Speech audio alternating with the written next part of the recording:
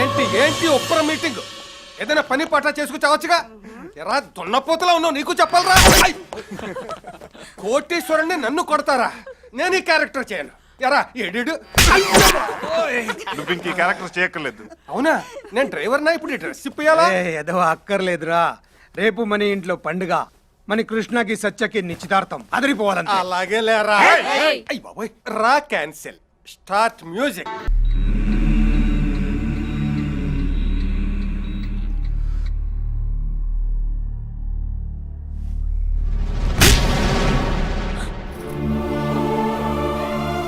ఎవర్రా వీళ్ళంతా? బావగారు, ఏయ్! మనుషుల్ని చంపేని ఇలాంటి రాక్షసుల కుటుంబంలోంచి నా ఇంటికి కొడులు రావడానికి నేను ఒప్పుకోను. నేను బయటికి పొంది అన్నక ముందే వెళ్ళిపోతాం అంకుల్.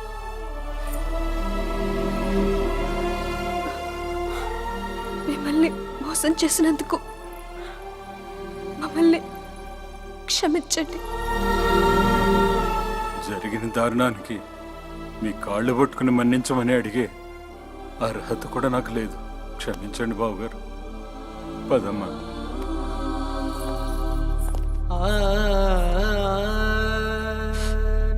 సార్, మీరన్నట్టుగా మేము మనుషులు నరికే రాక్షసులమే, కానీ మా అమ్మాయి మాత్రం బంగారం సార్.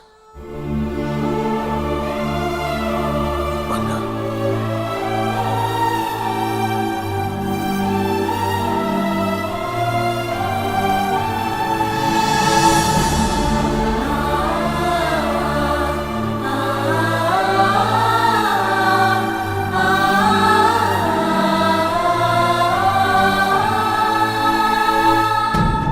నీడలాగా నా వెంటపడి నాకు మనశ్శాంతి లేకుండా చేసిన శత్రువు ఈ కత్తి.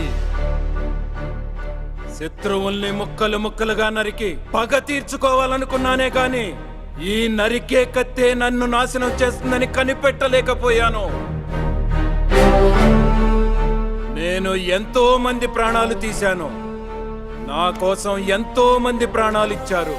నన్ను క్షమించమని ఆ కుటుంబాల్ని చేతులు జోడించి వేడుకుంటున్నాను. నా ఆస్తులన్నీ నా వల్ల చనిపోయిన వారి కుటుంబాలకు ఇచ్చేస్తున్నాను. అలాగే ఈ రోజు నుండి ఈ కత్తిని వదిలేస్తున్నాను. సత్య, అమ్మ సత్య, సత్య, అమ్మ ఎక్కడ్రా? సత్య వాళ్ళని నాన్న ఇంట్లో నుంచి పంపించేశారమ్మా. తనేం చేసిందిరా? అయినా ఆవేశంతో ఆయన పంపిస్తుంటే మీరేం చేస్తున్నారా? అందరూ ఇదిగో ఇలాగే చెక్క బొమ్మల్లా చూస్తా ఉండిపోయారమ్మా.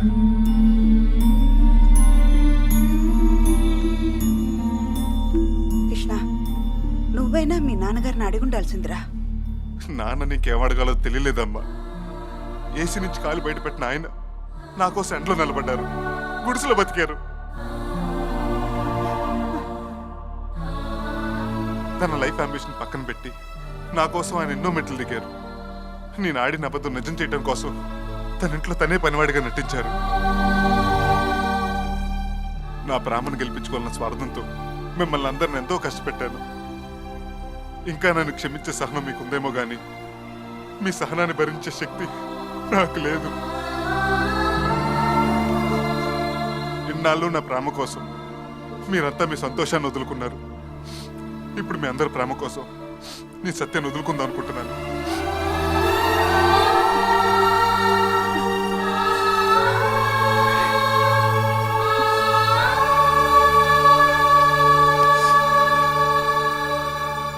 అరవింద్ సార్, బండిది.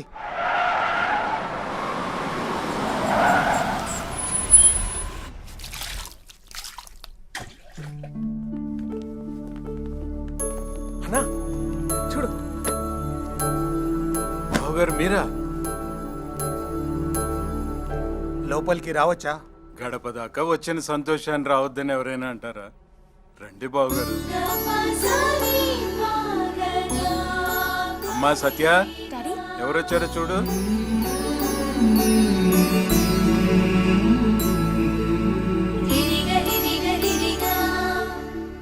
బావగారు, సత్య మా ఇంటి కొడులు కావాలి. తప్పకుండా బావగారు. కానీ మీరు మాకు బంధువులు కాకూడదు.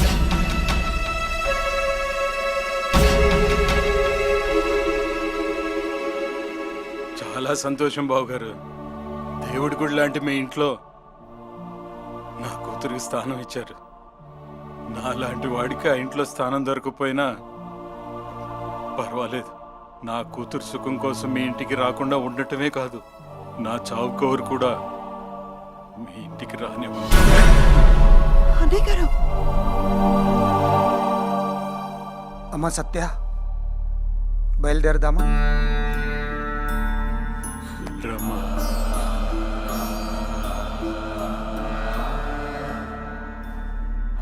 నా కోసం మీరంతా ఇంత దూరం వచ్చినందుకు చాలా సంతోషం అంకుల్. కృష్ణకు మీరెంతో, మా నాన్న నాకు అంతే. మా నాన్న నా కోసం పగ ప్రతీకారం వదిలేశాడు. ఇప్పుడు నా ప్రేమ కోసం ఆయన్ని ఒంటరిగా వదిలేసి వస్తే నాది ప్రేమ కాదు, స్వార్థం అవుతుంది. నాకంత స్వార్థం లేదు. నేను మీతో రాలేదు, నన్ను క్షమించండి.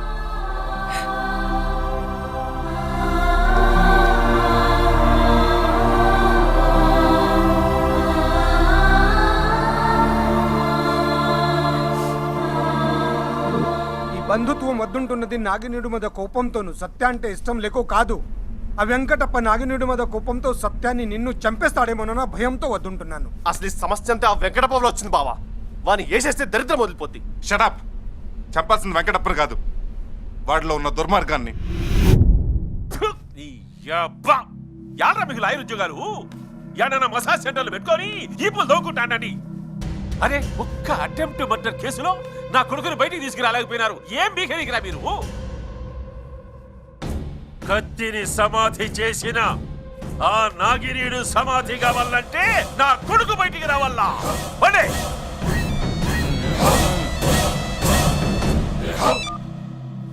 హలో, నమస్తే సార్, నా పేరు శ్రీకృష్ణ, నేను మీ అమ్మాయిని. నువ్వు యా అల్లు అర్జున్ కో జూనియర్ ఎన్టీఆర్ కో ఫోన్ చేయబోయి నాకు చేసినట్టున్నావు. నా పేరు వెంకటప్ప, కర్నూలు. కరెక్టే సార్, మీరే నా అభిమాన హీరో. 2 ఏళ్ల క్రితం పని పాట లేకుండా కర్నూలు కొండారెడ్డి బుర్జి చుట్టూ తిరుగుతుంటే మీరే నాకు 30 రూపాయలు ఇచ్చి సాయం చేశారు సార్. 30? నేనే నడిచినరా? అవును సార్, ఆ 30 రూపాయలతో చాలన్ సినిమాలో చిరంజీవి లాగా ఎదిగాను. శివాజీ సినిమాలో రజనీకాంత్లో కొన్ని 100 కోట్లు సంపాదించాను. 100 కోట్లు సంపాదించినావా? ఇప్పుడు ఏమంటావు అబ్బి? నా 30 నాకు ఇచ్చావా ఏమి? అడగటానికి మీకు సిగ్గు లేకపోయినా ఇవ్వటానికి నాకు సిగ్గుగా ఉంది సార్. అందుకే సింపుల్ గా ఓ 100 కోట్లు ఖర్చు పెట్టి మీ పేరు మీద మంచి పనులు చేసి మీకు మంచి పేరు తెస్తాను.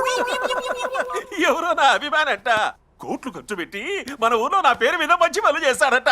ఆడికి మెంటలేమో బావా. అరే థు, నువ్వు మెట్టలోనివి, మీ నాయన మెట్టలోడు, మీ తాత మెట్టలోడు. నా అభిమానిరా.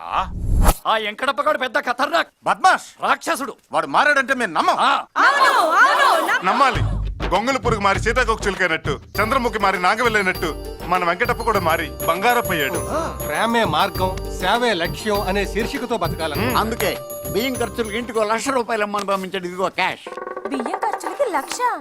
అవును, బియ్యానికి 1,00,000 రూపాయలు ఇస్తే ఉప్పు, కారం, కందిపప్పు, చింతపండుకి ఇంకెంత ఇస్తాడో ఆలోచించండి. ముందు బియ్యం డబ్బులు ఇవ్వండి బాబు. తీసుకోండి. తీసుకోండి.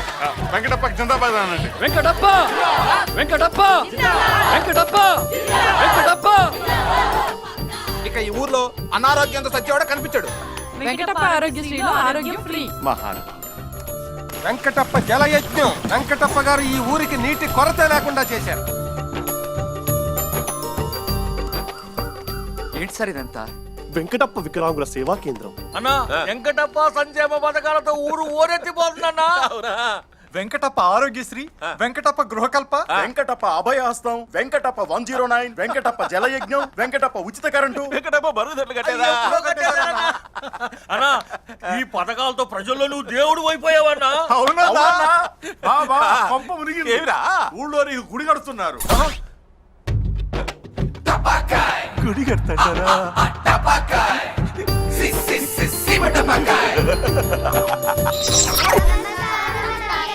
ఏమిరా నాకు దండాలు పెట్టన్నారు?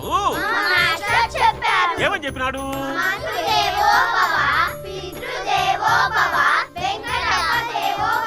అట్లా చెప్పినాడా? అట్లే అనుకున్నా వాడి.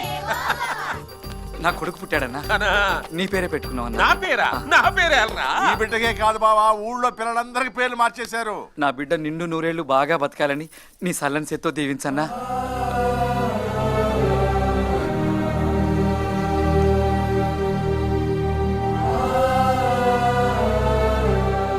ఏంటి బావా కన్నీళ్ళు చిన్న పిల్లల్లాగా?